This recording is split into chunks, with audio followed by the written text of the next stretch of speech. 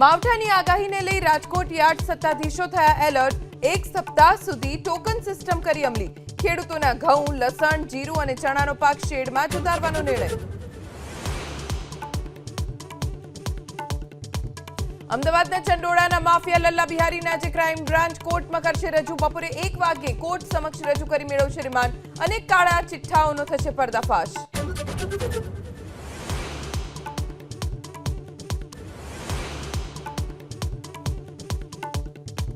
ભારતના આદેશ બાદ પાક પીએમ શહેબાઝ શરીફ, બિલાવલ ભુટ્ટો અને મરિયમ નવાઝ સમેત કેટલાક નેતાઓના એકાઉન્ટ પર પ્રતિબંધ।